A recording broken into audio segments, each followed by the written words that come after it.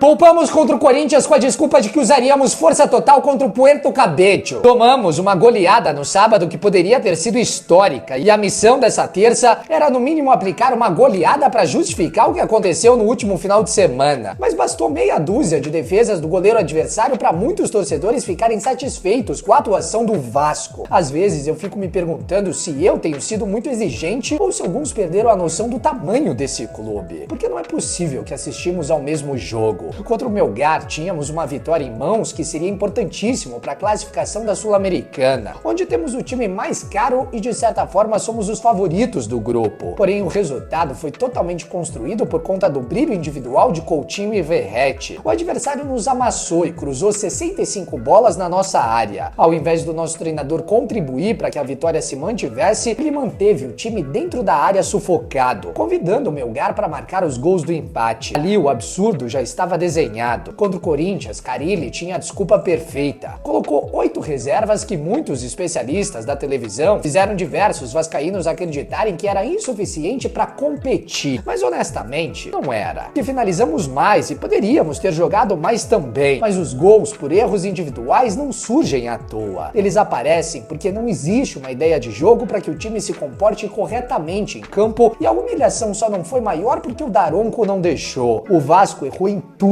mas parece que bastou o Coutinho metralhar o goleiro do fraquíssimo Puerto Cabello pro torcedor esquecer dos últimos 7 dias. E é isso que eu não consigo entender. Honestamente, eu não queria trocar de treinador novamente. Eu não aguento mais isso e eu acho que não tem tempo para um novo técnico trabalhar uma nova ideia de jogo. Mas é que não tem nada do trabalho dele. E o erro não é só do Carille. Eu fico com pena quando eu vejo o técnico tendo que sair correndo do campo em meio às vaias. Ele não deveria carregar esse peso sozinho. Quem deveria estar junto dele era o Pedrinho e o Felipe, além do Marcelo Santana, que escolheram ele após trabalhos ruins recentes. O Carille no Santos já tinha sido péssimo e foi demitido após ser vaiado na festa do título na Série B. Mas aqui estão achando um absurdo vaiar após uma vitória de apenas 1-0 contra um dos times mais fracos que enfrentamos nessa temporada. Gente, pelo amor de Deus, era um time quase amador da Venezuela e era obrigação do Vasco jogar muito bem. Mas aí eu te pergunto, o que o Vasco construiu de coletivo que tenha vindo do trabalho do nosso técnico na última noite? É isso que me preocupa. Temos que parar de acreditar em narrativa da imprensa de que o nosso time é o pior da Série A, porque tem pelo menos uns 6 ou 8 times piores que o nosso. Eu falo isso com a experiência de quem está assistindo a quase todos os jogos da temporada por trabalho. Mas o nosso time não evolui. A frase de que o Vasco só não goleou por conta do goleiro adversário é uma ilusão, porque nós facilitamos para o Puerto Cabello e mais uma vez tivemos que segurar a posse de bola nos últimos minutos para não correr o risco de um time que não conseguiu quase chutar no nosso gol. Mas sabíamos que estávamos em risco porque nem a nossa defesa o Carille corrigiu nesses 90 dias de trabalho. Então, contra qualquer adversário, estamos sempre em perigo. Finalizamos mais de 20 vezes, o que era a obrigação contra o fraquíssimo time que todo mundo irá fazer saldo nesse grupo. Mas apenas 10 desses chutes foram no alvo. 6 deles foram do Coutinho. E isso diz muito sobre o jogo do Vasco. Se não tivéssemos um gênio no nosso meio de campo, não conseguiríamos jogar contra esse time fraco. Detalhe, um chute foi numa saída errada do goleiro que jogou no pé do Coutinho, outro foi numa falta colada na grande área, outro num cruzamento pro meio da área e outro foi com as partes íntimas em um outro cruzamento que praticamente bateu nele. As outras 2 finalizações foram cabeçadas que o Coutinho, um jogador inteligente, entendeu que esta é a única jogada que o Vasco tem. As outras 4 finalizações que demos na partida no gol, tivemos um chute de fora da área do Ryan e 3 cabeçadas. 2 do Verratti e uma do João Vitor. Ou seja, nada de jogada construída, mesmo tendo jogadores de tanta criatividade como Coutinho, Garré e Nuno. Além de Hugo Moura e Tietê que sabem jogar com a bola no pé e PH e Piton que aparece o tempo inteiro para construir no ataque. Nós nos limitamos o tempo inteiro a cruzar bolas na área, como era no último ano também, e continuamos sofrendo defensivamente mesmo tendo peças melhores. O time de Carille sobrevive dos lampejos do Coutinho e também do Nuno nas construções e do Verratti lá na frente. E é por isso que eu afirmo que a goleada que poderia ter vindo era obrigação. E é uma ilusão, é uma falsa ilusão. Uma vitória de qualquer um dos nossos rivais no jogo entre Lanús e Melgar nessa quarta-feira por 2 gols de diferença nos tira da liderança, onde classifica apenas um. Justamente porque não fizemos saldo contra o time mais fraco do grupo dentro de São Januário, após ter poupado o time numa humilhação na Neoquímica Arena. Repito,